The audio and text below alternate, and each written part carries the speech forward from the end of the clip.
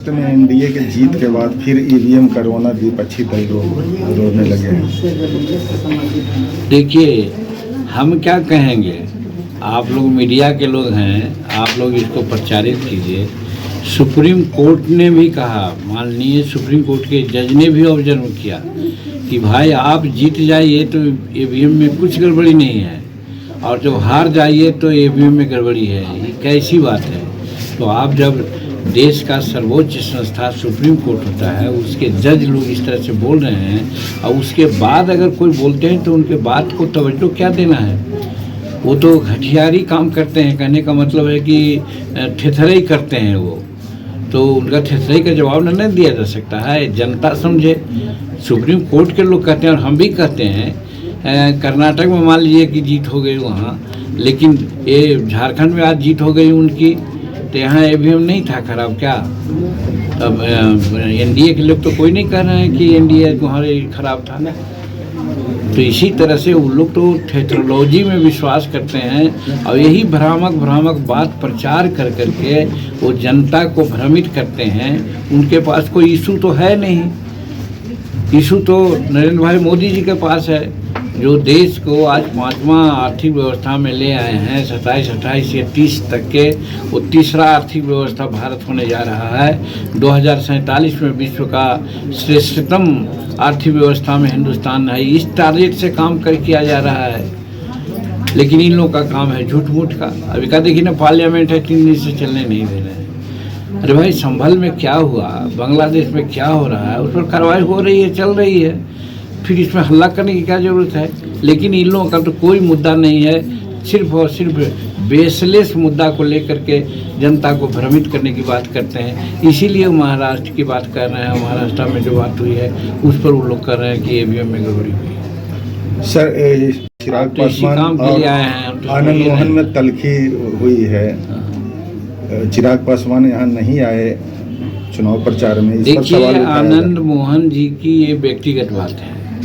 हम एनडीए के नेताओं में एक हैं।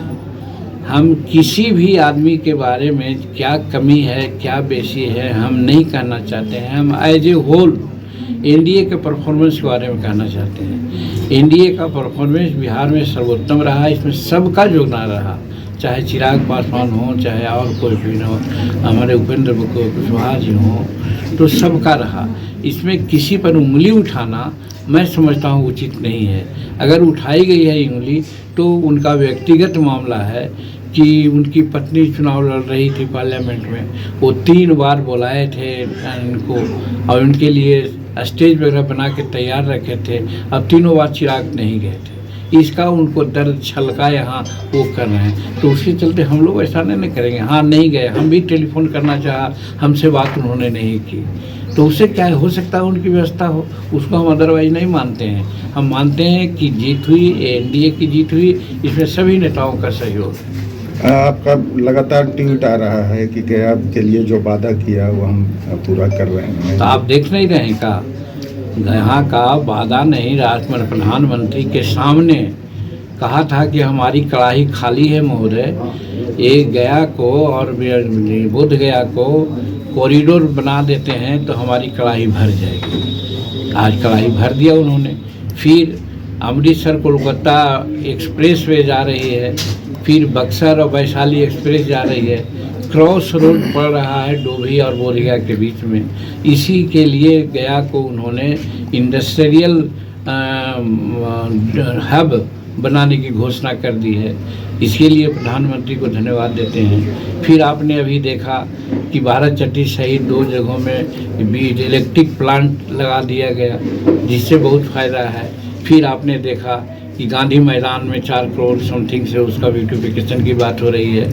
और अभी अपुष्ट हम कह रहे हैं, लेकिन 2-3 दिन में आप देखिएगा गया एक तरह से वो कौन सिटी कहते हैं उसको, मेट्रो सिटी के रूप में गया कहलाएगी, क्योंकि सर्वे होने आ रहा है।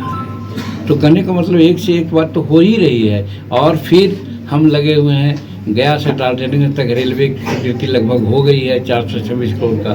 फिर गया से इस्लामपुर का भी रेलवे के लिए हम लोग लगे हुए हैं। तो कहने का मतलब गया का चतुर्दिक विकास के लिए हैं और साथ साथ ये फल्गु नदी में जो अभी पानी आया है, हम धन्यवाद देते हैं नीतीश कुमार जी का, उनका प्रयास है, लेकिन उससे एक गया वासियों का या गया से आगे जो नहर होकर के जाता, इससे नहीं काम चलेगा। इसीलिए सोन नदी से पानी लाने के लिए भी हम प्रयास कर रहे हैं। सोन नदी से पानी गिरेगा घोड़ा घाट के नज़दीक में, और यहाँ वही पुल बनेगा या पुल से ही आगे नहर खुलेगा, मुकामा टाल तक के जाएगा, और अनवरत पानी इसमें चलते रहेगा। उसकी भी व्यवस्था हम कर रहे हैं और सोच रहे हैं। हम समझते हैं जिस प्रकार से नरेंद्र मोदी जी की कृपा हम पर बरस रही है, ये भी काम होने ही वाला है। ठीक है।